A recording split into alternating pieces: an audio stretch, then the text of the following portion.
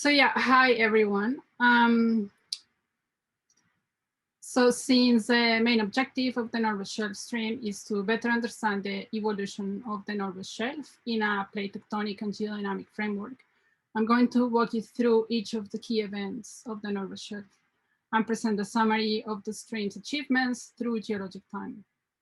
So the research that I'm going to be presenting incorporates multiple sources of data, including seismic, circumchronology, thermochronology, and numerical modeling. And it was made possible by a large team of honors and PhD students and postdocs supervised by the BGH CIs. So let me remind you that the Northwest Shelf is a polyrift margin with several scene rift events in the Paleozoic and the Mesozoic, as shown here by the red rectangles, and subsequent post-rift phases in the Triassic and the Cenozoic. These different rifting events are related to supercontinental breakup, and as you can see shown here in the by the reconstructions here on the right. And these events also control the style of clastic and carbonate sedimentation. So for example, the deltas in the Triassic and the lower Cretaceous are controlled by the tectonics of the time. So then one thing that is interesting is that, so in the Cenozoic, so like right after the Cretaceous, the Northwest Shelf became a passive margin. And right after the Paleogene, the Northwest Shelf has experienced an increased subsidence, probably related to the fact that Australia is now at the leading edge of the plate and moving towards Southeast Asia. What is interesting is that the movement of Australia has also resulted in aridification and has changed ocean circulation patterns, which subsequently have controlled the reef formation and the decrease of clastic systems in the Northwest Shelf. So as I mentioned before, the first phase of rifting starts in the Ordovician with the opening of the Campanian, Petrel, and Perth basins.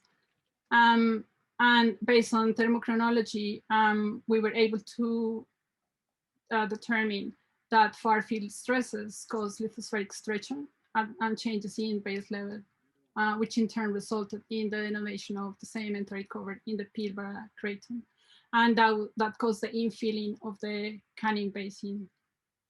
And that work has been published in Tectonics last year.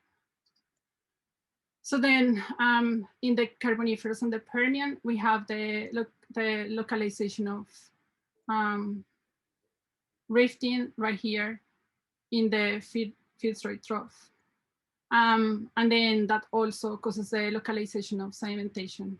So more than 3 kilometers of sediments have been deposited here in the Fitzroy Trough. But we also have widespread rifting on the northeast, southwest trending basins in the Northwest Shelf, and the development of marginal faults. And the mapping of these marginal faults was done by Amy, and it was published in Marine and Petroleum Geology based on an extensive seismic data. So then in the Triassic, we have the continuing rifting of the Browse and the Bonaparte basins. So I guess, again, a key aspect of the Northwest Shelf is that we have this diachronicity in the rifting and post-rifting phases. While in the Northern Carnarvon and the Roebuck Basin, we have post-rift subsidence that allows the deposition of this large fluvio-deltaic system. So based on geochronology and uranium-led data, we were able to understand the provenance of these systems. And I'm just going to, I guess, walk you through really quickly through the data. So yeah, we had an extensive data set of uranium-led data, which was also, I guess, largely contributed by GA. And based on that, we were able to establish that there are The same end sources were located in Antarctica, Southwest Australia, and Central Australia. And that work was published in Geology in 2019. The other interesting thing is that allowed us to identify that there was a Triassic volcanism in the area. And the population of zircon data that we see right here matches with some of the dates that we observe from rhyolite and other volcanic sequences or volcanic rocks in the area, in the Wombat Plateau and the Roebuck basins. And then all these trial zircon dating was also put into context by using scaling relationships based on large seismic data sets that were published in 2018. So we were able to use these data sets to these scaling analysis between channel bed thickness and drainage area. And those scaling relationships support the interpretation that we did based on the trial zircon data. Then the interesting thing is that it seems that the failed arm of the rift system in this area and flexural subsidence might have helped account for this large subsidence that is observed in this post-rift setting. And I guess from a conceptual point of view, part of my research has also focused on understanding the role of flexural subsidence in continental scale deltas. And I've done this by using conceptual models. And you can access them in the atlas. So that is a model that is called point source delta, and that work is in review at the moment. Then from the Triassic to the late Jurassic, we have a change in geodynamics of the region, and that triggers the lithospheric extension in the Northern Shelf. So as you can see here in the Triassic, we have a different configuration with Lhasa being in this subduction zone. And then in the late Jurassic, we have the rifting. Because of that change, we have the rift of Argoland. And that work has been detailed by Sabine, and you can check his paper from 2014. So yeah, as I mentioned before, the rifting of Argoland takes place at that time. And as you can see here, so I'm plotting the isochrones right here on the north of Australia. And then we also see that the sedimentation is now mainly focused on the Roebuck and Bonaparte basins. And then the rifting in the Northern Carnarvon Basin starts progressively younger and becomes less intense from west to east. And we also have the formation of these marginal basins, like the Exmouth and the Barrow basins. And so the work that Amy did by mapping all these extensive, or all this area, shows that the Paleozoic fault patterns have clearly influenced the Mesozoic configuration of the rift. And this extensive work with seismic data sets motivated Amy to carry out these mechanical models that I'm going to talk about next.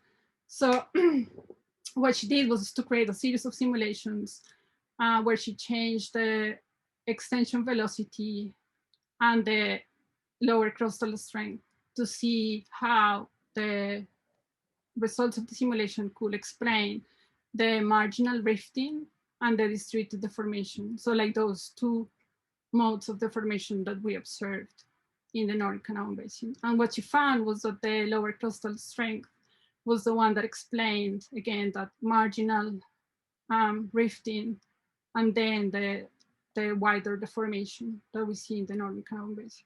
And those results are published on her PhD thesis, and you can access it through the WordPress. Then in the early Cretaceous to the Valanginian, we have the rifting of Greater India, and that's shown here by the isochrones. And we have also extensional faulting limited to the volcan and parts of Bonaparte, which is, I guess, very unique. And the mechanisms that generate that are yet to be understood. And we also have the changes in sediment input changing. So now we have the major sediment input coming from the southeast, and that is the Barrow Delta. Then in the late Cretaceous to the Campanian, we have this regional compression and inversion.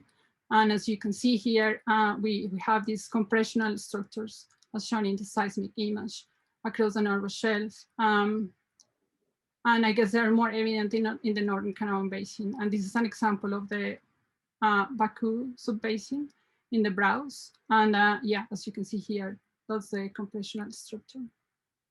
And we also have different anticlines of various ages and various orientations. So then in the Paleogene, we have, as I mentioned before, in the Eocene, an onset of rapid migration of Australian northwards at 50 MA. And that has been inferred, or like that is clear from paleotectonic reconstructions, but also from IODP data that shows that the, I guess, ecology and climatic signals also show, I guess, the migration of Australia toward northern latitudes or closer to the equator. Then in the, and that work has been published by Stephen Gallagher in many papers, but you can also check this paper that was published in 2019 in Oceanography. Then in the Oligocene, we have the initiation of a reef system as large as the Great Barrier Reef. And the initiation was started at 35 MA. And that work was also based on large seismic data sets and was published in Global and Planetary Change and was conducted by a PhD student, Jackson McCaffrey. Then in the Neogene to present, we have changes from in arid conditions from 16 to 6 MA. And this giant reef system that I was talking about before, I guess, changed through time. So it formed, it backstepped, and then formed a series of isolated atolls and pinnacles. So that's what the cartoon here is showing, is a conceptual model of, I guess, all the seismic data that was observed. And it allows us to trace the evolution of this reef system. So it has been proposed that the high subsidence and change in oceanographic conditions was that triggered the late Miocene drowning. And then in the Miocene to present, we have fluctuations between monsoon and arid conditions from 6 MA. And Mike Gurney's and Stephen Gallagher have also worked on understanding the, I guess, subsidence patterns for the last 6 million years. And what they discovered is that there is anomalous subsidence and subsidence at 6 to 5 MA, and then uplift from 2 to 1 MA. And both events have the same magnitude and rate. So they explored different mechanisms, but they found no suitable explanation. And they concluded that a new geodynamic or tectonic model is needed to explain those anomalous ups and downs of the Northwest Shelf. So to conclude, we have, or like to remind you, to make a summary of the new findings that we did during the BGH. So we have the, in the Devonian, we have the opening of the Campanian Basin triggered by far field stresses, which caused lithospheric stretching. Then, lithospheric stretching in the Campanian Basin. Then during the Permian and the Carboniferous, we have northeast, southwest oriented rift structures that control the overall geometry of the margin. And there is a diacriticity of the rifting. Then during the Triassic, we have large-scale drainage system with headwaters in Antarctica, southwest and central Australia, and local volcanic sources. And the failed arm of the rift system and the flexural subsidence might account of, or like might help explain the large subsidence that we observe in a post-rift setting. Then in the Jurassic, we, based on the numerical modeling that Amy did, that helps us explain how strong lower crust helps explain the marginal drifting and distributed deformation that we observed in the Northern Carnarvon Basin. And then in the Paleogene, we observed the development of rift systems as large as the Great Barrier Reef and an anomalous subsidence from 6 to 5 MA and then uplift from 2 to 1 MA. But the mechanism that allows those ups and downs is yet to be understood. So as you can see, we were able to find and discover lots of things in the Northern Shelf by studying the Northern Shelf. And I am going to be presenting more details of this research tomorrow. And then there will be also other talks on how the VGH technologies can be applied to this margin. Thank you. Thanks, Sara.